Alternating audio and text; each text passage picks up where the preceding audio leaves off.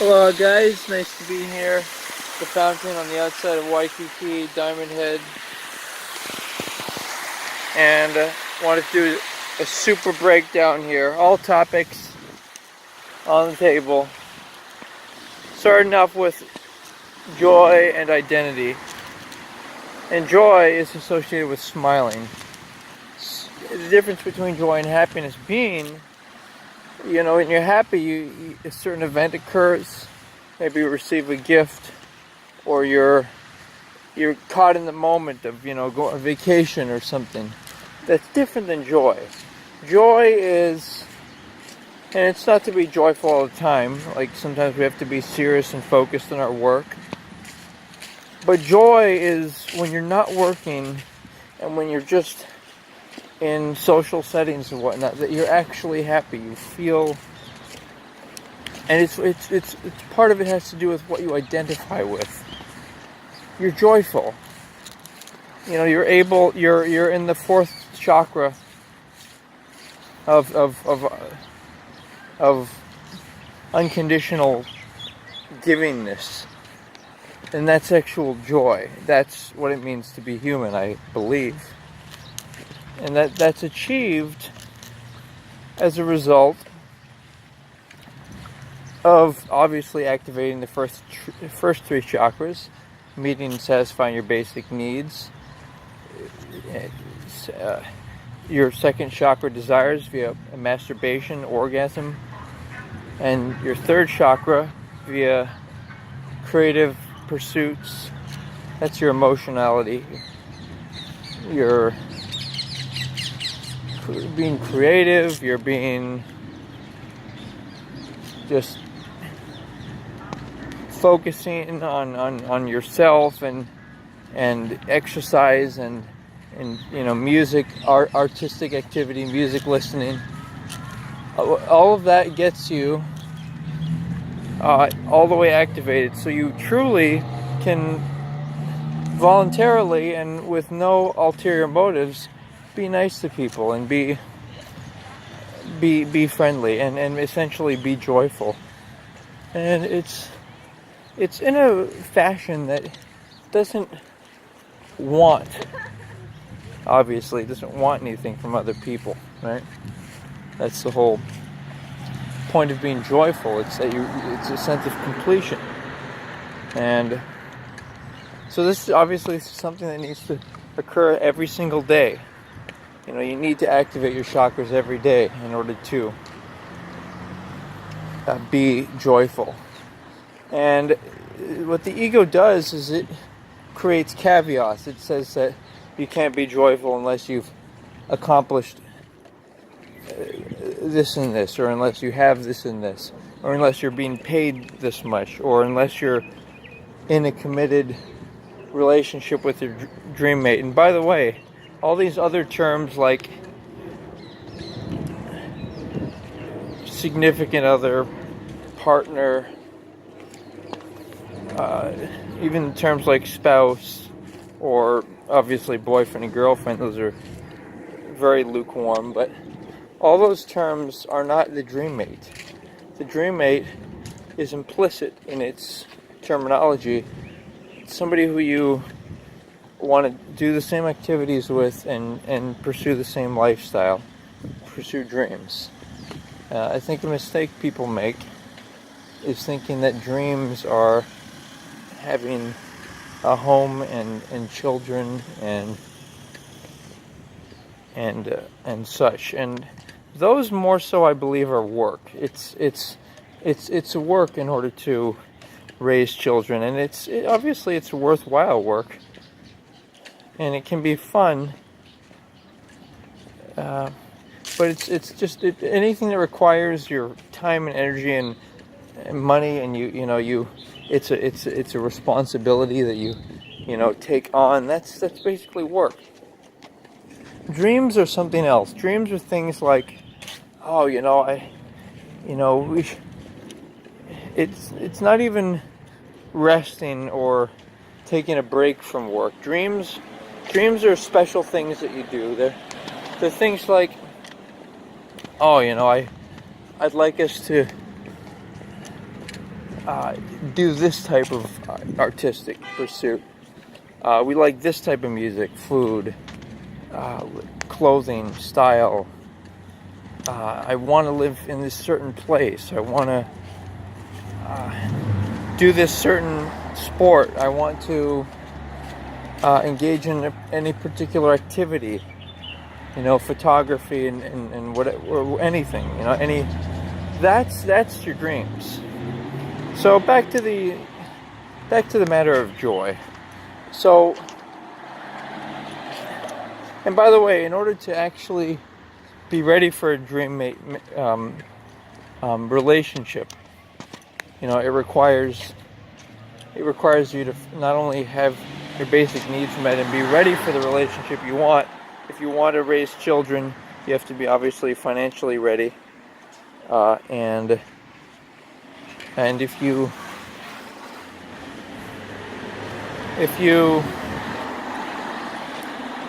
would like to say whatever you want to do, you want to be ready for it, right? But the reverse of that is that if you're not ready, you're absolutely not willing to even entertain any ideas of dream mate, and everything else I think is lukewarm. It's half-hearted. It's giving your energy to someone for an unknown period of time, a few years. That's non-committal. That's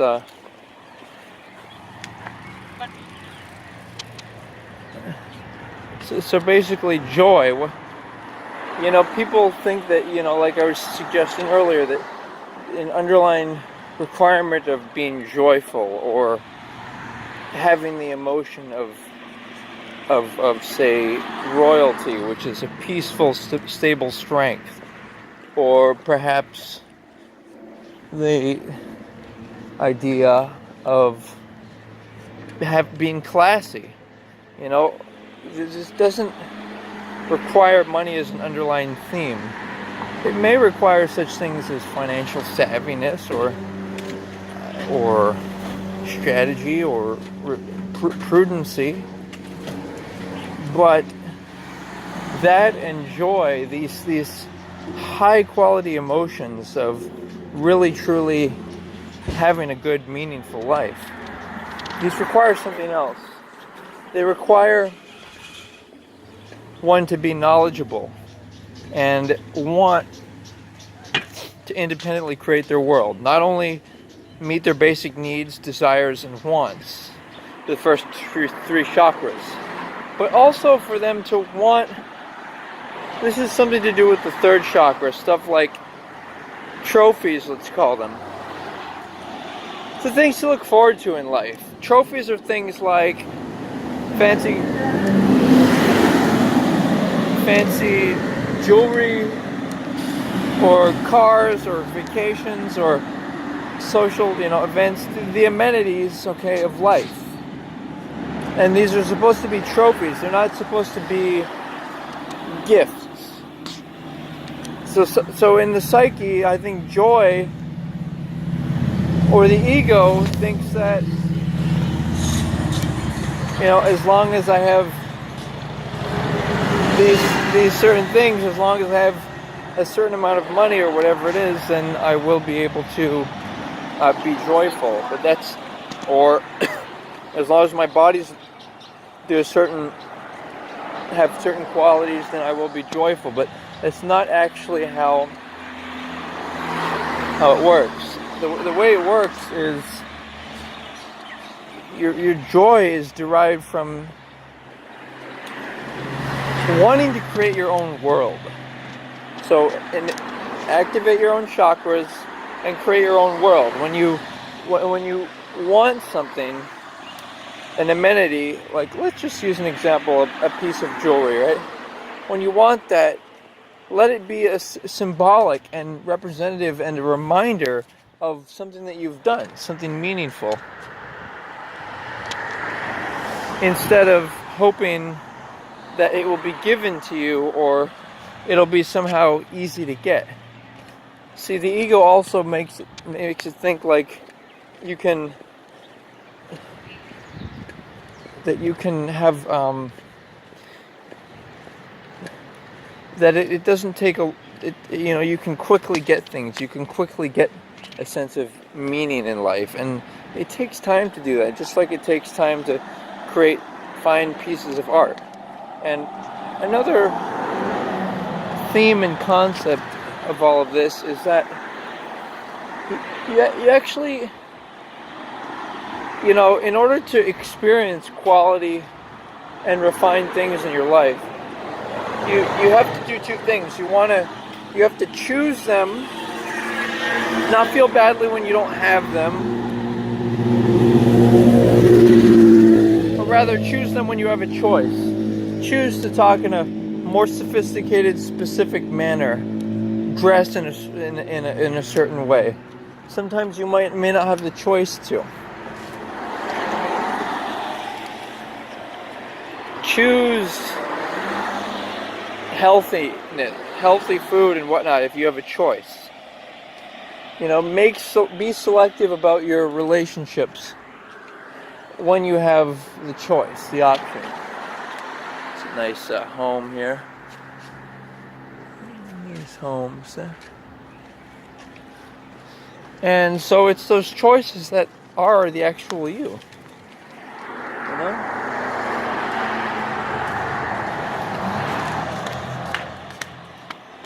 And be aware of things, like be aware of subconscious programming, of labeling people your authority, like your parents, bad idea, your uncle, grandparent, bad idea, older brother, sister, bad idea. It's also not useful to label people as your lesser, your son, cousin, whatever. All of that, niece, nephew, all of that, that's all about hierarchy and power. It's not about love. And the reason I brought that up is because you're gonna have to choose in life. You're gonna have to choose what you want and who you want to be with and all of that. And part of that has to do with placement, putting yourself in the right environment when you can, an environment to focus, an environment to whatever it is. Some environments are unsafe, and the ego might make you think like, oh, I should impress people I don't like, or impress strong, mean people, or that being mean is good. The reality being that that's just the ego speaking. It's actually more powerful not to be rude or seduce people or use your body, misuse and abuse your body. That's not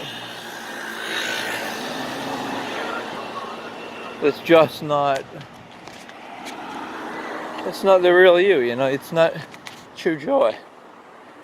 And there's other subjects on the plate here, like the idea of that you have to have the perfect body or sex organs, men or women's. Compatibility is an issue, right? But the actual thing that really attracts people is something else. It's culture, it's proximity, someone, and it's degree of refinement. Like, you don't have to be really refined to have a decent life, but maybe you do. Maybe having high level verbal skills, communication, will allow you to minimize any arguments you have. Dressing up without being too revealing and not dressing inappropriately, like wearing nice jewelry in the wrong environment, will make sure that you don't attract the wrong type of attention to yourself. Because remember, the ego wants everyone to be attracted to you. It wants to seduce everyone. And really, you only have to have one person attracted to you. And the ego thinks that, oh, it's good to be intimate with all different types of people. But the reality is those types of people are, shall we say, whores and whoremongers. They're drug addicts, they're alcoholics, they're people who are using sex as a drug, not as something meaningful that you give to somebody you care about. Sex and intimacy. And by the way, verbal and physical intimacy should not occur until two people have agreed to commit to each other in marriage. You see, you can meet someone and be friendly with them, but beyond that, that's social courtesies. You know, to learn more about somebody, offer them a business card, do an email or video chat exchange. That will allow you to know everything you need to know about someone, including you can, give revealing pictures of each other or do mutual masturbation via web chat. And it's you can do all of that there without the hormones, without the pheromones, without the biology, without the desire controlling and consuming you. See, really what it is about self-control. And that's the real royalty. The real royal reality. Self-control. Self-control. Not controlling others. Not letting your desires control you. Various external factors. It's basically what we're dealing with. And changing subjects to the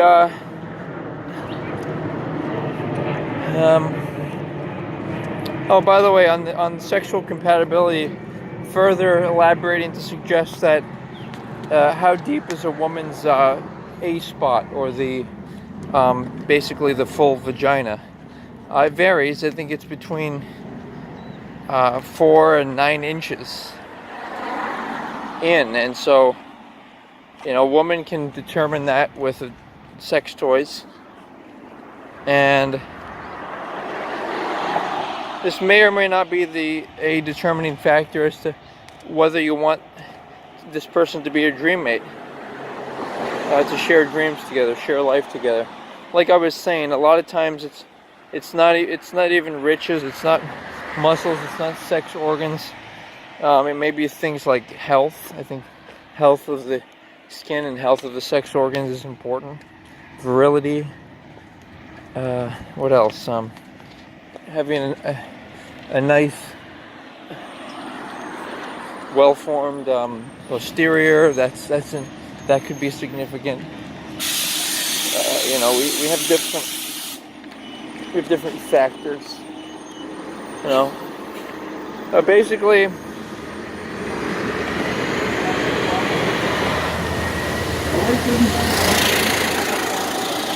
Basically. Everything's to be determined, and it's science. It's not random. It's not, oh, I hope this person likes me. Oh, I wish they liked me. Well, they might. We might.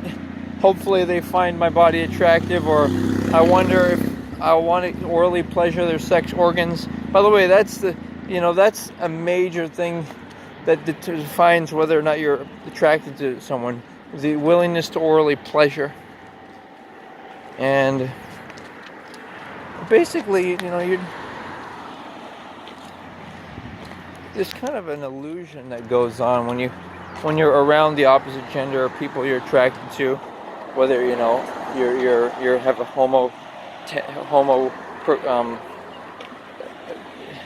you're homosex, you will. These are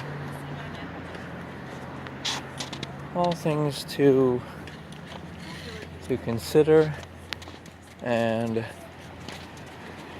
just be conscious. Want to have purity in your life.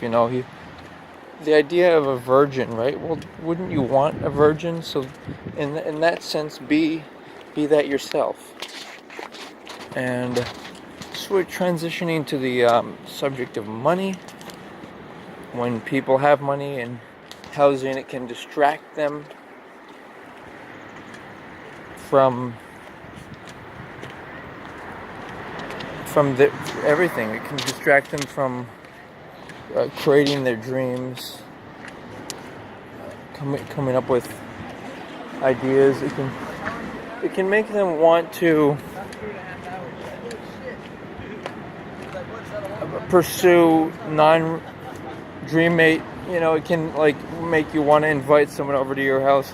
That's why I think it's smart to have someone to just live in like a dormitory style where it's just not possible, like to